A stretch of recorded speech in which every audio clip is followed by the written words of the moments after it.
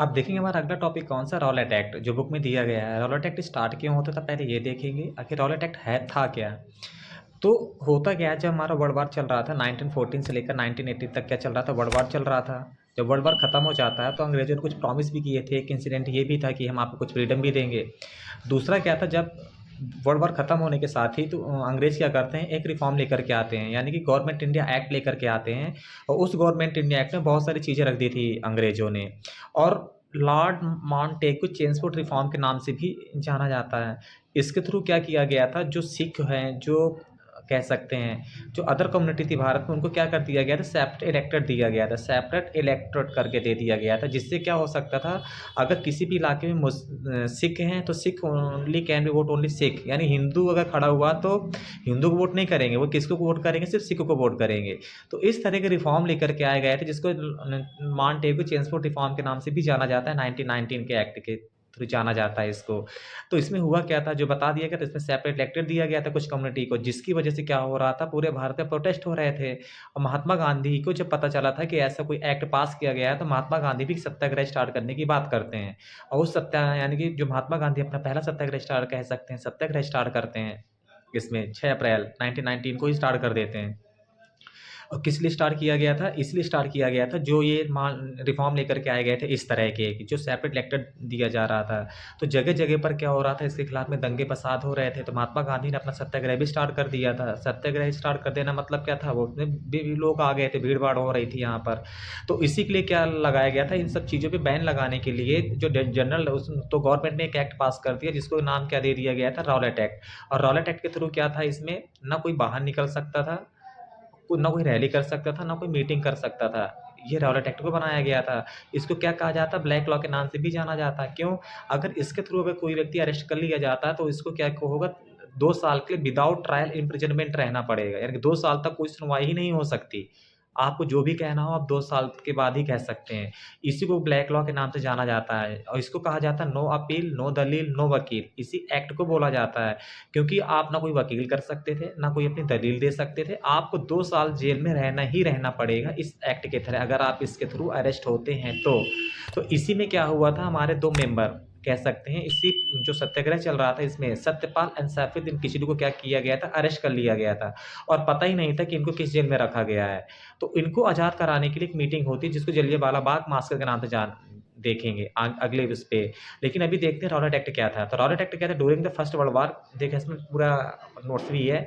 During the first world war, जो 14 से 18 तक चला था, द ब्रिटिश कहता बैन द कहता प्रेस इन इंडिया, यानी क्या कर दिया था, पूरे प्रेस को बैन कर दिया था पूरी तरह से, विदाउट कहता है। और इसमें क्या कर दिया गया था, पीपल को अलाउ नहीं किया गया था। और क्या कर दिया, Indian allow the people to भी कहता है इम्प्रिजन, और क्या कर दिया गया था, जेल में रखने के लिए विदाउट ट्रायल एंड, यहाँ पर बिना किसी ट्रायल के उसको जेल में रहना पड़ेगा अगर इसमें कुछ होगा रॉलेट एक्ट के थ्रू।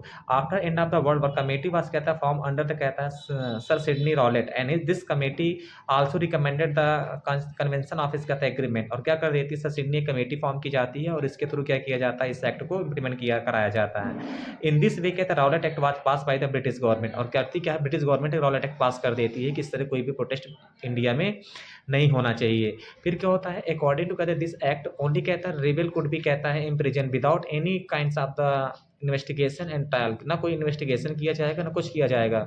उसको सीधे सीधे जेल में 2 साल ट्रायल के लिए 2 सालों से रहना ही रहना पड़ेगा जेल में। तो रॉलेट एक्ट वास कहता है पास ऑन कहता है लार्ज स्केल और यानी कि काफी ऑल ओवर तो कहता है कंट्री, पूरे भारत पे इसको कह सकते हैं चलाया गया था। एंड कहता है गांधी जी कहता है अपोज, गांधी जी ने भी ओपनली इसको क्या कर दिया था, सपोर्टेड कहते हैं दिस प्रोटेस्ट।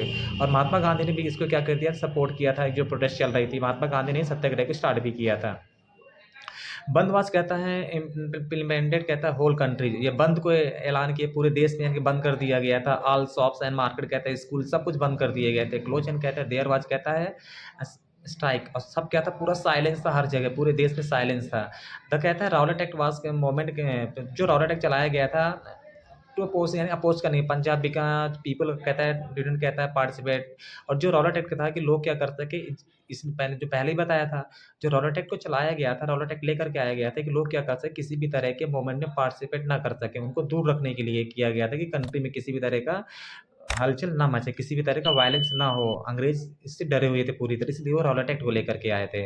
इन कहता है return for the contribution of the कहता है पीपल कहता है पंजाब एंड एक्सपेक्टिंग टू कहता है रिवार्डेड फॉर द कहता है देम सेल्फ एंड कहता है रिटर्निंग कहता है ब्रिटिश गिव देम कहता है रॉल अटैक कि आप क्या करें रॉल अटैक को वापस ले लीजिए ऐसा कुछ तमाम चीज़ें प्रोटेस्ट में हो रही थी लेकिन यहाँ पर कुछ हो ही नहीं रहा था एंड कहता है सेवरल कहता है कांग्रेस लीडर पर कहता है अरेस्टेड और बहुत सारे कांग्रेस के लीडर को अरेस्ट कर लिया गया था एंड गांधी कहता है लेफ्ट फॉर कहता है पंजाब सपोर्ट तो कहता है प्रोटेस्ट एंड कहता है पंजाबी महात्मा गांधी ने भी सबका सपोर्ट करने के लिए निकल गए थे तो इसी मैंने जैसे बताया था कि किन व्यक्तियों को अरेस्ट किया गया था यानी कि सैफुद्दीन किसी को सत्यपाल को क्या कर लिया गया था अरेस्ट कर लिया गया था इसी एक्ट के थ्रू रॉलेट एक्ट के थ्रू तो इसी को यानी कि इनको आज़ाद कराने के लिए एक मीटिंग हेल्ड होती है कहाँ पर मीटिंग हेल्ड होती है वो जलियांवाला बाग में एक मीटिंग की जाती है जो 13 अप्रैल 1919 को शेड्यूल की जाती है कि यहाँ पर एक मीटिंग होगी जिनको किसको आज़ाद कराना था सत्यपाल सैफुद्दीन किसको आज़ाद कराने की बात होती है तो लेकिन किसी भी तरह जो उस समय गवर्नर जनरल था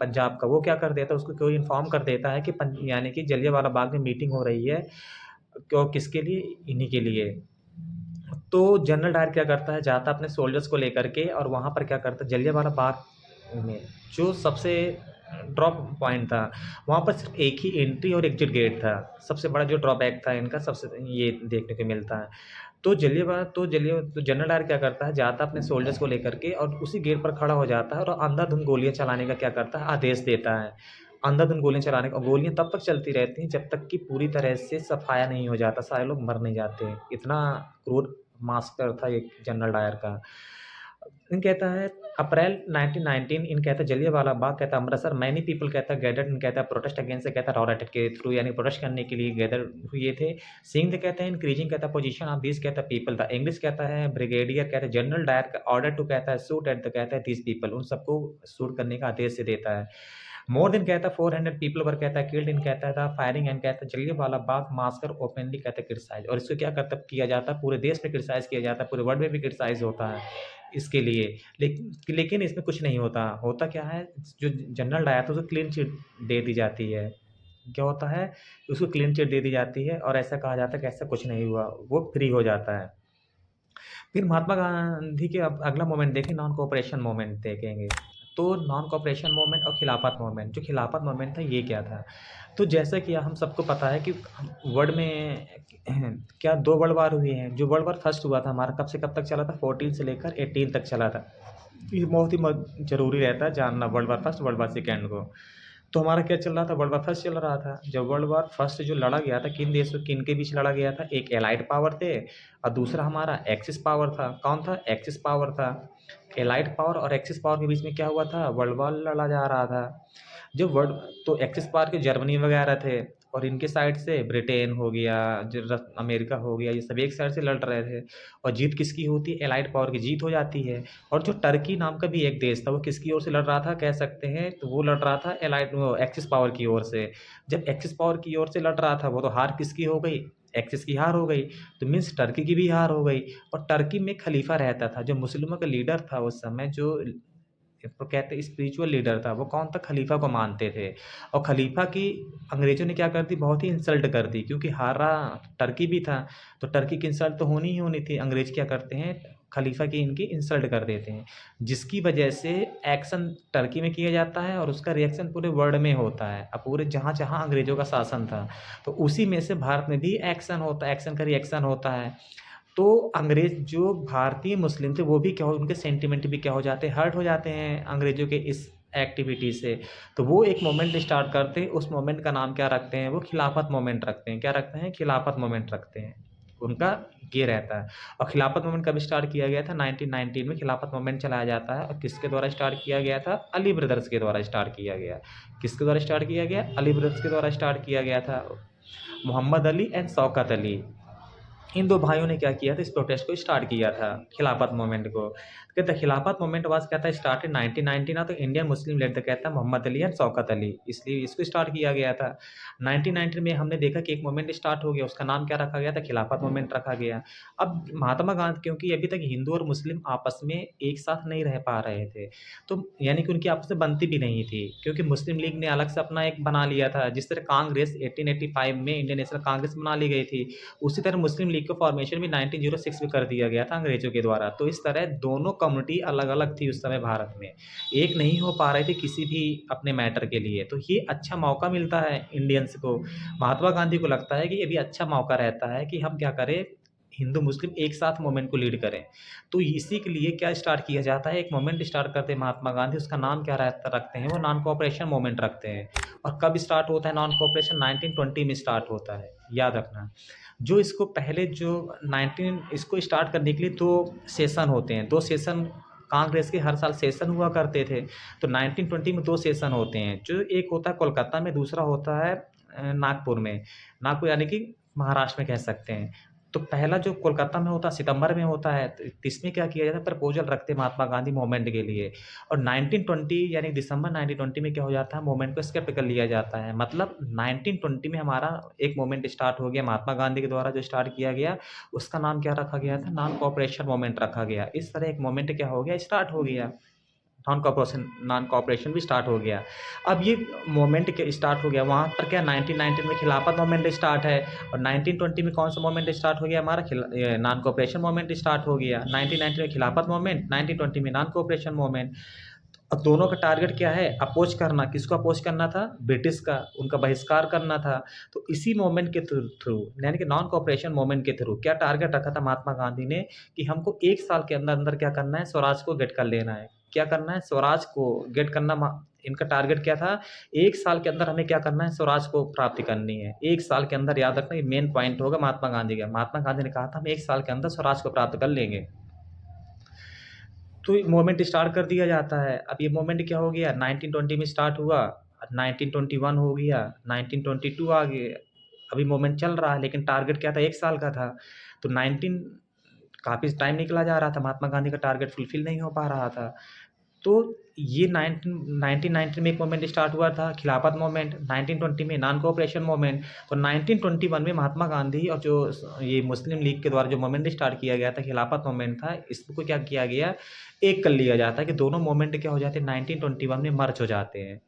1921 में क्या हो जाते हैं, दोनों मूवमेंट क्या हो गए, मर्ज हो गए। और ये क्या करेंगे, अब एक साथ चलते हैं। मूवमेंट को स्टार्ट किया जाता है, एक साथ लेकर के जाया जाता है मूवमेंट को, कि हिंदू और मुस्लिम क्या करेंगे, अब अंग्रेज़ों का एक साथ अपोज करेंगे। लेकिन मैंने जैसा पहले बताया था कि मूवमेंट का टारगेट क्या रखा था, एक साल का रखा गया था। तो एक साल के टारगेट रखने में, लेकिन अब 1922 आ गया, मूवमेंट सक्सेस नहीं हो पा रहा था। तो जब ये प्रोटेस्ट यानी कि जो नॉन कोऑपरेशन या खिलाफत मूवमेंट जब एक साथ क्या कर रहे थे, कह सकते हैं, जब ये कहाँ से निकल रहा था, गोरखपुर से। गोरखपुर हमारा कहाँ पड़ता है, जो नेपाल से बॉर्डर शेयर करता है, गोरखपुर। तो वहाँ से क्या था, एक भीड़ निकल रही होती है। जब तो वहाँ पर एक पुलिस चौकी थी, तो उस पुलिस चौकी ने क्या करती है, उस प्रोटेस्ट को रोकने की कोशिश करती है, जिसमें कितने पुलिस वाले थे, 22 पुलिस वाले थे। और ये मूवमेंट कब स्टार्ट हुआ था, 1922 में, यानी कि प्रोटेस्ट जब निकल रहा था गोरखपुर के चौरी चौरा से, एक प्लेस पड़ता है। वहाँ से जब निकल रहा था, तो वहाँ के पुलिस वालों ने रोकने की कोशिश की। वो क्या करते हैं, फायरिंग कर देते हैं। जब फायरिंग कर देते हैं तो क्या हो गया, किसी को शूट यानी कि गोली लग जाती है, जिसकी वजह से क्या हो जाता है, ये प्रोटेस्ट क्या हो गया, उग्र रूप ले लेता है। और किया क्या जाता है, पुलिस थाने पर आग लगा दी जाती है। पुलिस थाने पर क्या की जाती है, आग लगा दी जाती है, जिसमें से 22 पुलिस वाले क्या हो गए, जल करके मर जाते हैं। जिसकी वजह से इस मूवमेंट को क्या करना पड़ता है, महात्मा गांधी को कॉल ऑफ करना पड़ता है। महात्मा गांधी को क्या करना पड़ा, इस मूवमेंट को कॉल ऑफ करना पड़ा। अब तो इस तरह क्या हो गया, हमारा मूवमेंट क्या हो गया, कॉल ऑफ हो गया। मूवमेंट यहाँ पर हो गया। लेकिन नॉन कोऑपरेशन मूवमेंट था क्या, अब फिर से बैक होकर के चाहते हैं हम। नॉन कोऑपरेशन हमारा था क्या, नॉन कोऑपरेशन जो स्टार्ट किया गया था, उसमें क्या रखा गया था, हमें सही किसी भी तरह से हेल्प नहीं करनी, किसकी, अंग्रेज़ों की। तो उसमें कई सारी चीज़ें रखी जाती हैं। लिकर शॉप वगैरह, क्या जो शराब की दुकान है, liquor shop should be close, क्या होना चाहिए, बंद होना चाहिए इनको। ये टारगेट रखा गया था। एक साल के अंदर स्वराज की प्राप्ति की बात की गई थी यहाँ पर। जो फॉरेन गुड्स था उसको जलाना, बहुत सारे कपड़े जला दिए गए। जितने भी गवर्नमेंट एम्प्लॉय थे उन्होंने क्या कर दिया, गवर्नमेंट एम्प्लॉय ने अपनी जॉब छोड़ दी, बच्चों ने अपनी पढ़ाई छोड़ दी, वकीलों ने अपनी वकालत छोड़ दी। लिकर शॉप को बंद कराने की गई, यहाँ पर बात रखी गई थी। टैक्स को कम करने की बात की गई थी। फॉरेन गुड्स को जला दिया गया था। बहुत सारी चीज़ें इसमें रखी गई थी पूरी तरह से इसमें। क्यों, क्योंकि इसको क्या करना था, पूरी तरह से हमको अपोज करना था। तो यहाँ पर नॉन कोऑपरेशन मूवमेंट के सारे करेक्ट कह सकते हैं कुछ फीचर्स थे इनके।